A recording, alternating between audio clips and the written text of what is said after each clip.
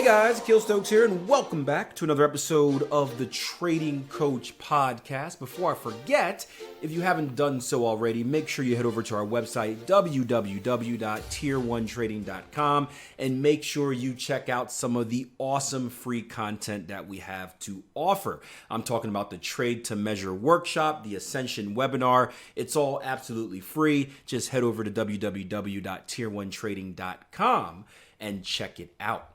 Today, I wanted to read to you an article titled Why Rejection Hurts So Much and What to Do About It by Guy Winch. And no, I haven't been rejected recently, but I did want to share this because I came across this article and I think about us as traders and really back to when I started trading and how rejection feels. And I guess not just in the past, but even currently, right? The rejection of trying something and failing, and struggling. And then also the rejection that you get from maybe people not having your back. I know when I first started trading, none of my family or friends had confidence in me. That was kind of like feeling rejected.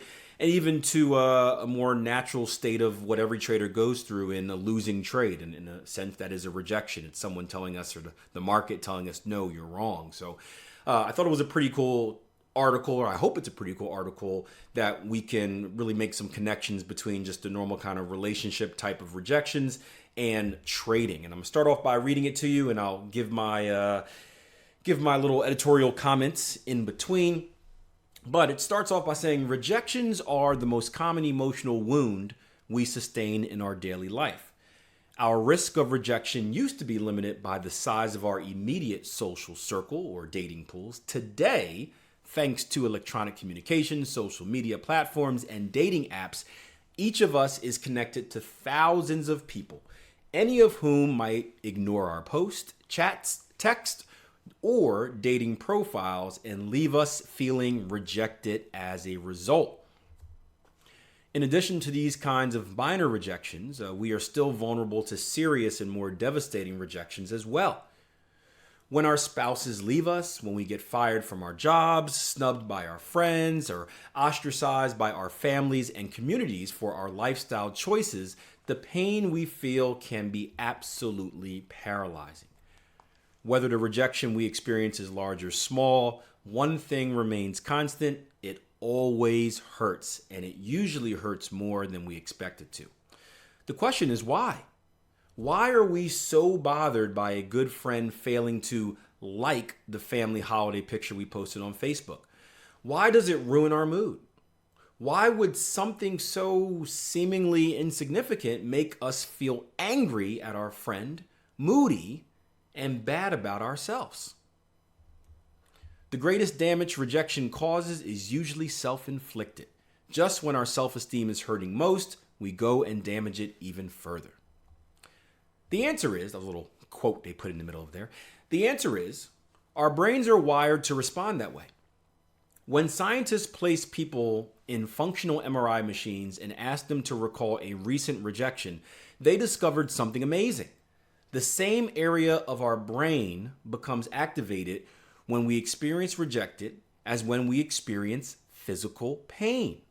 That's why even small rejections hurt more than we think they should, because they elicit, I got a fly flying around the studio, because they elicit literal emotional pain. But why is our brain wired this way?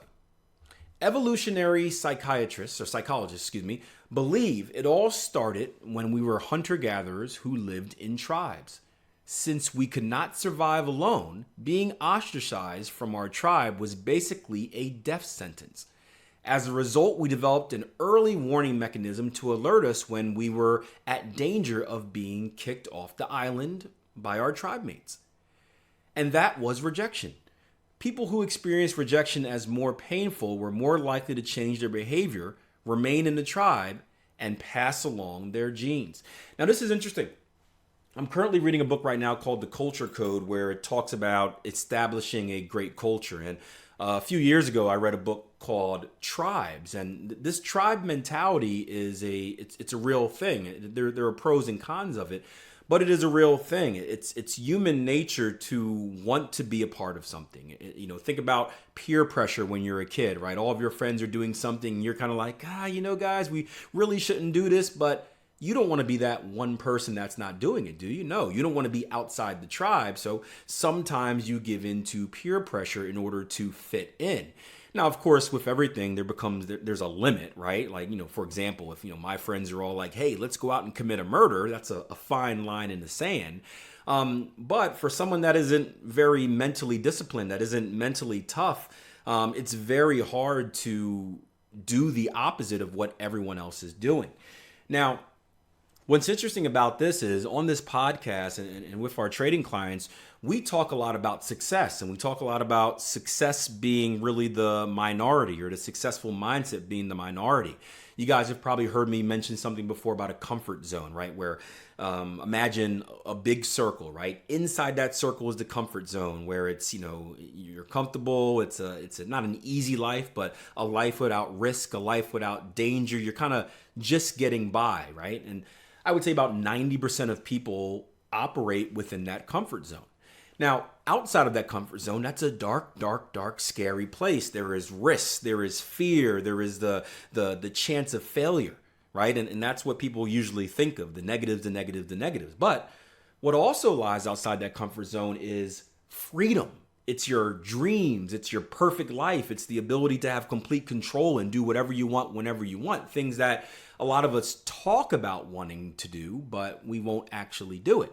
And about 10% of people survive outside there. Now, what makes it hard for people to get from the inside to the outside, right?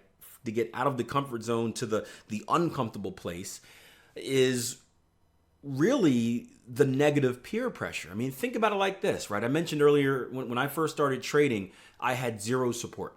So in my mind, right, I finally got up the courage to say, you know what, Akil, I want to do something to take control of my life. I want to take control of my future. I want to live. I want to be happy. I'm tired of working for the man. I want to be in control, right? I'm all fired up. Let's do it. And you would expect to go to your best friend. You'd expect to go to your dad. You would expect to go to your significant other, your girlfriend, and for them to have your back. Yeah, let's all do it. But what typically happens? Right? They typically, are you sure you want to do that? Isn't it hard?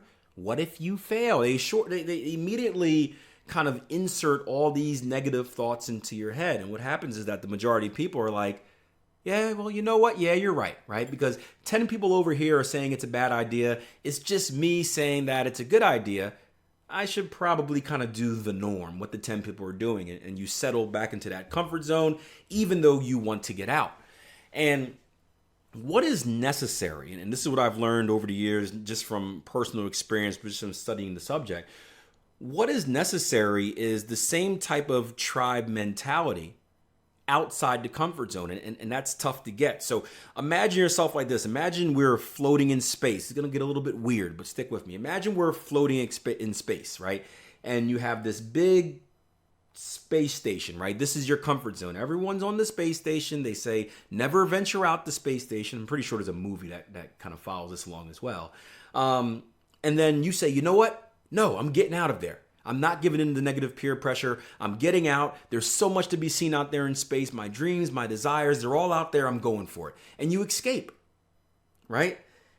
And for a while, you're floating there by yourself, and it's very lonely and it's very difficult. And this is what is difficult about becoming an entrepreneur and following your dreams. It feels so lonely. And whenever you're lonely, it just gives more opportunity for those negative thoughts to creep in. Oh, I'm not going to make it. I'll never be good enough. This is too hard. I can't see the light at the end of the tunnel. I should just go back.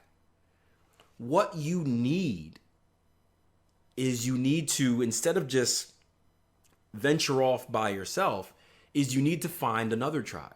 You need to find other successful people, other people that have the same mindset, other people that are going to take that risk with you. You need to latch on to them. And that way you're not alone, right? You're no longer rejected and casted out of the tribe. You're just switching tribes, right? You're going from a negative tribe to a more positive tribe. And that way you're going to be back in the game of successful thinking. You're going to be motivated. You're going to be encouraged, and you have a better likelihood of really accomplishing your dreams that way. But typically there is that moment where we all kind of feel rejected, right? We're not in the tribe that says be comfortable. We haven't yet found the tribe that says, hey, let's go for it. We're kind of in the middle by ourselves, and that can be very difficult to deal with. Sorry for that, but just my thoughts on the issue. But let's get back into here. It says, of course, emotional pain is only one of the ways rejections impact our well-being. Rejections also damage our mood and our self-esteem. They elicit swells of anger and aggression, and they destabilize our need to belong. Unfortunately, the greatest damage rejection causes is usually self-inflicted. That's interesting. And I'm reading this for the first time, guys. Indeed, our natural response to being dumped by a dating partner or getting picked last for a team is not to just lick our wounds, but to become intensely self-critical. That's very true. We typically blame ourselves first before blaming others. We automatically think something is wrong. And this is a big thing in trading, right? Many newer traders are under this philosophy, right? Where if I lose a trade, I did something wrong. Now, in many cases, especially as a new trader struggling to try to find their way, maybe you did do something wrong. Maybe you put a stop loss in an uneducated position. Maybe you broke a rule. Don't get me wrong. We have our own errors and a lot of them as newer traders. But once you get to a point where you're a consistently profitable trader, where you're disciplined, you're following your rules-based plan, there are times where you can do everything right in the market, right? You can have the perfect trade set up. You analyze it the right way. You execute it the right way. You're feeling good about it. And what happens? Tell me what happens? What happens? It loses. And you're like, what the hell? Like, what? How? This was the perfect setup, a grade A trade. Well, the truth is the market does what it wants when it wants, does it not?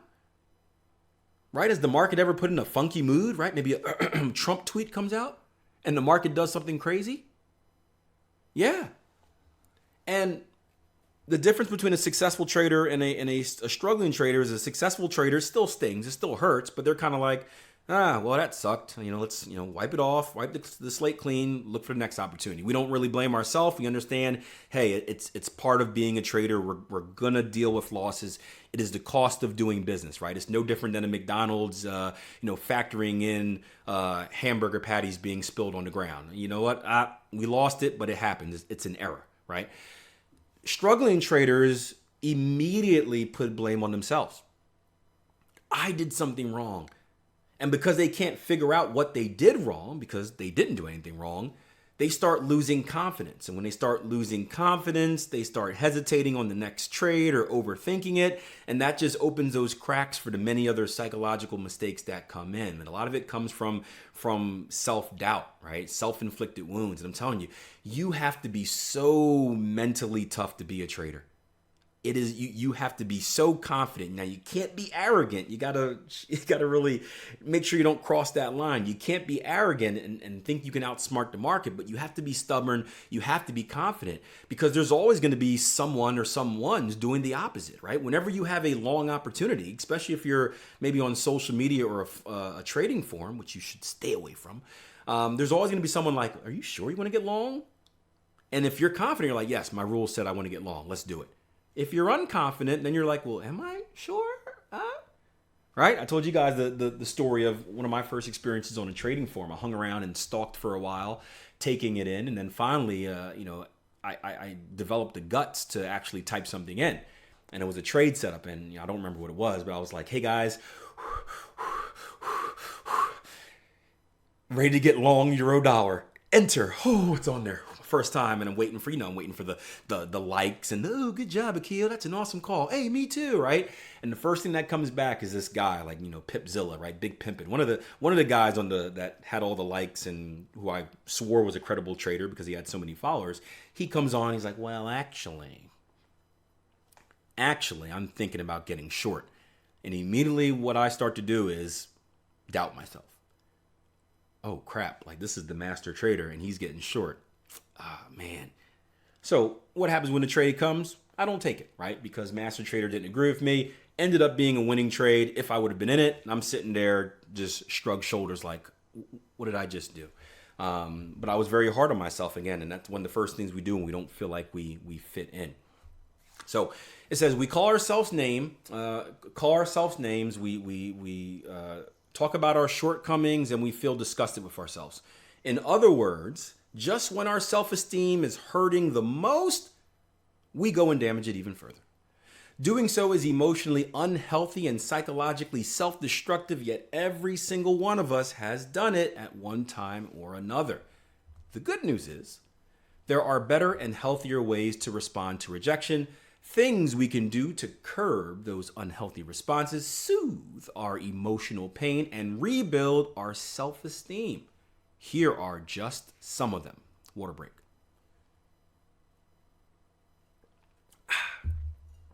Have zero tolerance for self-criticism. I love this title. Tempting as it may be to list all your faults in the aftermath of a rejection, and natural as it might seem to chastise yourself for what you did wrong, don't do it. By all means, review what happened and consider what you should do differently in the future, but there is absolutely no good reason to be punitive and self-critical while doing so. Thinking I should probably avoid talking about my ex on my next first date is fine. Thinking I'm such a loser is not. Another common mistake we make is to assume a rejection is personal when it's not. Most rejections, whether romantic, professional, or even social, are due to fit and circumstance. Going through an exhaustive search of your own deficiencies in an effort to understand why it didn't work out is not only unnecessary, I think I meant to say, but misleading. And this is true. I mean, this is what we talked about earlier about, instead of finding problems, find solutions, right? You can spend all this energy in the world finding problems and telling the world why you're so bad, but does that get you anywhere? No, it just digs you into a deeper hole, right? There's nothing wrong with losing trades. There's nothing wrong with making trading mistakes, right? The key is, what are you going to do about it? Are you going to use them as a stepping stone to get better? When I was at my darkest point in trading, my darkest point where I was ready to give up, I noticed that I was making lots of mistakes. And I was blaming lots of other people aside from myself for the mistakes, but I was making lots of mistakes. And every time I would make a mistake, I would lose confidence and all the fun stuff I just mentioned to you. But at this particular time, and I don't know if it was because I had basically given up on trading or whatnot, or maybe I just had a free mind, I decided that, hey, I'm going to make these mistakes a positive. I'm going to make it a game. Instead of making a mistake and beating myself up and yelling at myself, you're such a loser, Akil, you suck, I'm going to start learning from them. I'm going to identify my mistake. I'm going to try and understand why I made that mistake. And instead of looking at it as a problem, I'm going to try and find a solution to this mistake. Okay, here's the mistake. What can I do not to make it happen again? And I started doing that slowly and slowly and slowly on each mistake. And before you know it, right? Before I knew it, I started eliminating those mistakes and I started seeing a direct result in my trading. So it was a mindset. Yes, it was fixing the mistakes that made the difference, but first and foremost, it was the mindset to actually look at it as, hey, I'm going to try and fix something instead of just beat myself up and call myself dumb, right? It's the same thing I do with my track and field athletes, right? If we run a bad race, right, the race is over, right? There's no point of crying and being mad because guess what? There's nothing you can do about it. The moment has passed. What we can do, however, is take out the film. We can look at it. We can analyze it. We can talk about it. And we can work on how we can get better for the next race, right? Don't beat yourself up over what has happened in the past because it already happened. There's nothing you can do to change that feeling. There's nothing you can do to change that action. All you can do is change the future. And the future we have 100% control over. Never forget that. Revive your self-worth is the next one. When your self-esteem takes a hit, it's important to remind yourself of what you have to offer, as opposed to listing your shortcomings. The best way to boost feelings of self-worth after rejection is to affirm aspects of yourself you know are valuable. Make a list of 5 qualities you have that are important or meaningful. Things that make you a good relationship prospect. For example, you are supportive or you're emotionally available, a good friend, or you're loyal, or you're a good listener, or you're a good employee, or you are responsible, or you have a strong work ethic, then choose one of them and write a quick paragraph or two. Write, just don't do it in your head. And I'm a big fan of writing, the whole thing of going from brain to hand to pencil, from pencil to paper, from paper to eyes back to brain. Like, it just reinforces it so much. I love writing hand notes on everything. This would be a perfect moment if I did sponsorships for the show. I have a remarkable tablet, which is it's called the paper tablet. Perfect time for me to give them some love and have them write me a check, right? Remarkable, if you're listening, mail the check. Write in your head. Just don't do it in your head about why the quality matters to others. So write about why your good qualities not just matter to you, but why do they matter to others, and how you would express it in the relevant situation. Applying emotional first aid in this way will boost your self-esteem, reduce your emotional pain, and build your confidence going forward. Just to throw kind of a trading nugget in there, something we always talk about in trading, along with just keeping your stats and whatnot, is doing a journal. Or if you're too manly, too tough for a journal, doing a diary. No, other way around. Doing diary was the one that I was afraid of, because it was tough football player. I didn't know diary, so I did a journal. Right, it sounded better.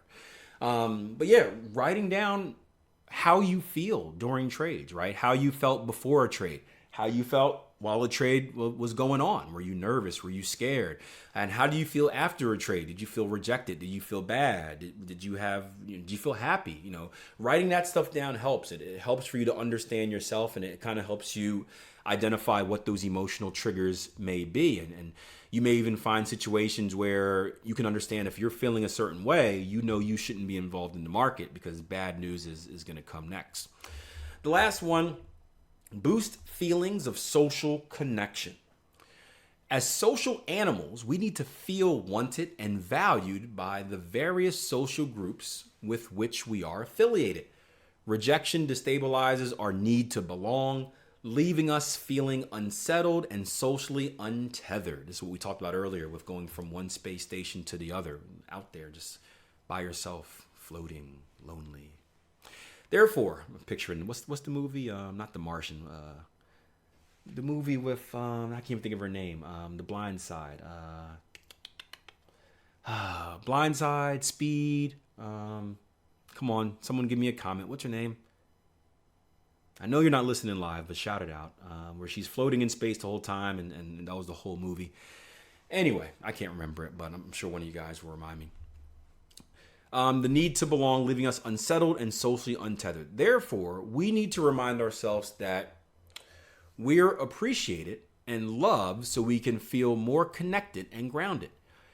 If your work colleagues didn't invite you to a lunch, grab a drink with members of your softball team instead. If your kid gets rejected by a friend, make a plan for them to meet a different friend instead, and as soon as possible. And when a first date doesn't return your text, call your grandparents and remind yourself that your voice alone brings others to joy. Rejection is never easy, but knowing how to limit the psychological damage it inflicts and how to rebuild your self-esteem when it happens will help you recover sooner and move on with confidence when it's time for your next date or social event. And I would just end with saying this, right? As traders, we are only as good as our next trade. So I know this, the last paragraph talked a little bit about relationships and, you're only as good as your next date. We're only as good as our next trade. So the mindset that you have to have is, hey, again, what happened in the past is the past. There are two ways I can look at it, right? Either way, I am in complete control of my future, but there are two ways I can look at it. I can let the past drag me down and I'm moping around, feeling sorry for myself because something that already happened made me feel bad. Or I can use it as a stepping stool to the future. I can take what happened, I can learn from it, I can make adjustments, and I can go on to the next trade more confident and with a much better approach. And the only question is, which one are you going to do, right? There's no excuses. If you're losing, then guess what? Do something about it. If you're winning, keep doing something about it. But the choice is yours. And you got to make the right choice if you want to be a consistently profitable trader, or in general, if you just want to be successful in life.